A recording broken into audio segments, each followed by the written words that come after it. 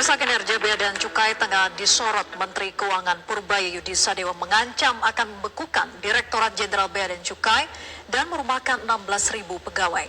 Purbaya bahkan mengungkit keputusan paling ekstrim dalam sejarah Republik Indonesia, yakni langkah Soeharto pada 1985 yang membekukan Bea Cukai dan merumahkan seluruh pegawainya selama 4 tahun. Waktu saya untuk memperbaiki Bea Cukai, karena ancaman serius. Kalau kita Bea Cukai nggak bisa memperbaiki kinerjanya dan masyarakat masih nggak puas, Bea Cukai bisa dibuka diganti dengan SGS. Itulah semoga kalimat yang terungkap dari Menteri Keuangan Purbayayudi Sadewa. Purbaya menegaskan bahwa ancaman ini bukan retorika kosong. Jika evaluasi 2026 menunjukkan kegagalan reformasi, maka seluruh pegawai Bea Cukai bisa dirumahkan. Karena gini saya bilang, kalau kita gagal memperbaiki, nanti 16.000 orang pegawai Bea Cukai dirumahkan. Jadi mereka orang Bea Cukai pintar-pintar dan siap untuk merubah keadaan. Bendahara negara itu mengungkapkan bahwa langkahnya sudah diiringi restu Presiden Prabowo Subianto untuk melakukan pembenahan total. Menurut Purbaya, langkah ini harus ditempuh secara serius demi memulihkan kepercayaan publik terhadap pelayanan Bea dan Cukai. Saya bilang dengan mereka, saya sudah minta waktu ke Presiden 1 tahun untuk nggak diganggu dulu. Saya biarkan saya beri waktu saya untuk memperbaiki Bea Cukai.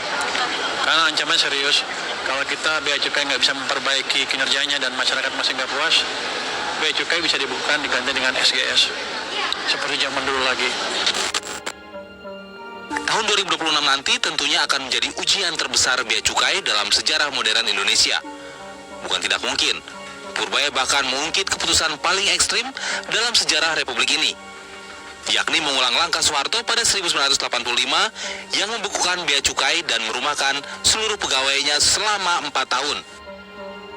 Jadi sekarang Bea Cukai, orang-orang Bea Cukai mengerti betul ancaman yang mereka hadapin.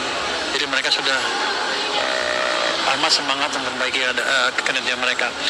Dan kita sudah mulai terapkan AI di stasiun-stasiun Bea Cukai. Jadi nanti under enforcing akan cepat terdeteksi sambil kita perbaiki yang lain. Jadi kita pelajari betul. Jadi sekarang cukup baik kemajuannya. Saya pikir tahun depan sih sudah aman lah. Artinya Bea Cukai akan bisa bekerja dengan baik dan profesional. Wacana pembukuan itu diungkapkan Purbaya karena melihat banyaknya masalah di Bea Cukai. Menteri Keuangan itu menyebut ada sederet modus nakal yang dilakukan beberapa oknum dan mencoreng institusi Bea Cukai. Mulai dari siasat under invoicing hingga bocornya barang ilegal masuk ke Indonesia. Bahkan, ada juga modus barang yang diselundupkan ke negara lain terlebih dulu, sehingga membuat pencatatan ekspor-impor yang ada di Indonesia berbeda dengan negara tujuan. Satu hal yang digarisbawahi adalah, wacana pembukuan ini justru bukanlah berita negatif, tapi akan memberikan semangat baru bagi Direktorat Jenderal Bea dan Cukai untuk melakukan perbaikan. Tim Liputan Metro TV.